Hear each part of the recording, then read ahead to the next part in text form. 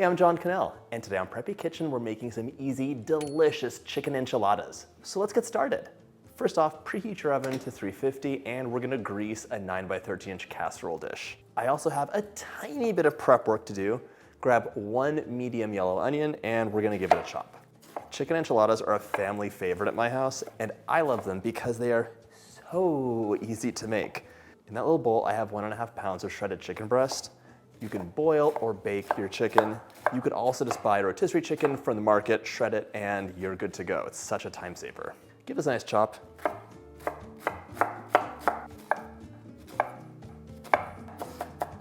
That's all chopped up, and you want about 5 cloves of garlic. You can mince this or just use a garlic press later, which is what I'm going to do. Now grab a big skillet, and we're gonna be on the cooktop. I'm gonna pop this over medium-high heat and add 3 tablespoons of oil. You could use veggie oil, but I'm using olive oil. Either one's fine. Let that oil get nice and hot so it's shimmering in the pan, and then we can add the onions in. Onion goes in. You'll also want to add 1/2 teaspoon of salt to get things started, and 1/4 teaspoon of black pepper. You're gonna stir this frequently for about 5 minutes until the onions are translucent, and then we can add the garlic in. By the way, if you like my videos, go ahead and hit that subscribe button. There's 2 new recipes and shorts every single week. The idea of an enchilada goes all the way back to the Aztec Empire. Food was often consumed wrapped in tortillas. This is like the great-great-great-great-grandchild of that idea, with many adaptations and modifications along the way. This recipe uses a red enchilada sauce. I made a big batch of it using the recipe that's on the blog, but you can totally use a nice store-bought one instead if you prefer. If you're using store-bought enchilada sauce, you'll need 2 10-ounce cans. My onion looks nice and translucent. I'm gonna pop my garlic in. Remember, I'm using a press, but if you wanted to, you could have minced it by yourself, by hand.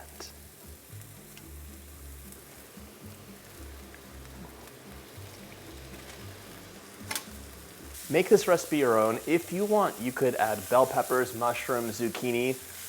So many options as long as you have it on hand and it's something you enjoy. You can let me know in the comments what you would add to this. I'm all ears. After your garlic cooks for about a minute, you're gonna add the shredded chicken in. Move it around right away so that the onions aren't burning and the chicken is warming up. I'm also adding 1/3 cup of my red enchilada sauce in. Cook the chicken for 2 to 3 minutes just to warm it through while gently mixing it. Now you can take it off heat because this is getting very hot. This is a great time to take a taste and see if your chicken is bland or salty, needs more spices, needs more pepper. Take a look.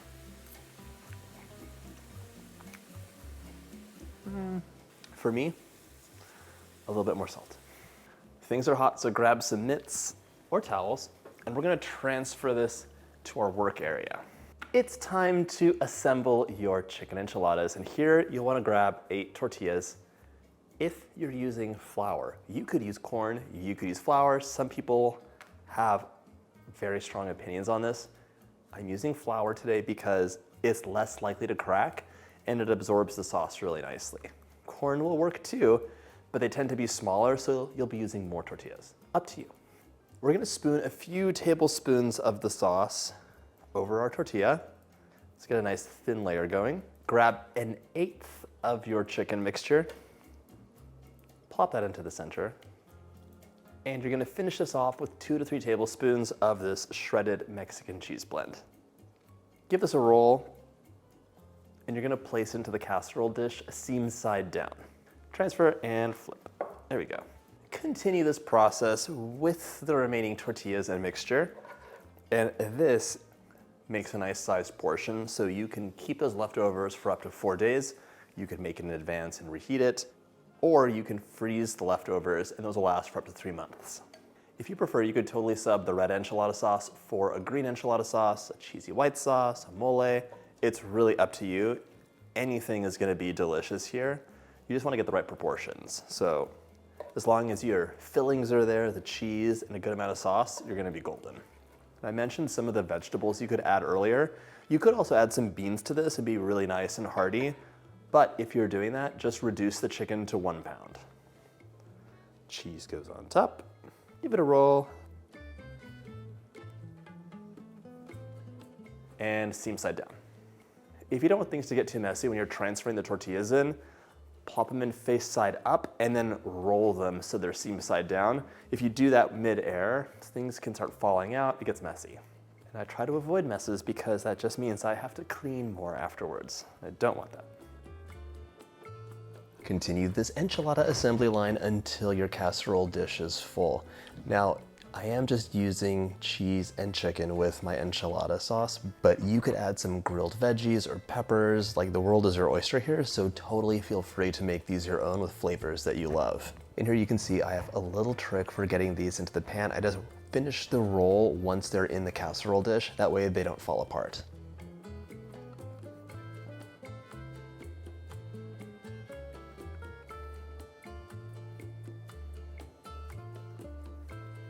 My last enchilada went in. Feel free to push these to make some more room if it's getting crowded. We're gonna pour the rest of the enchilada sauce all over the top and then get some cheese. Pour the remaining enchilada sauce all over the top. Spread it out with a spoon. And once that's all spread out, we're gonna add the remaining shredded cheese over. And yes, if you went liberal on the cheese inside, you could add a little bit more.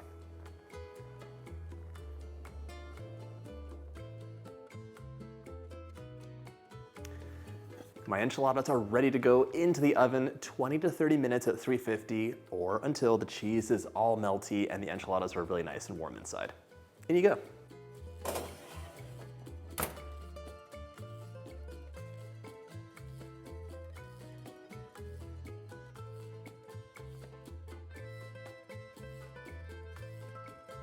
You can garnish this with sour cream, cilantro, avocado, chilies. It's really up to you.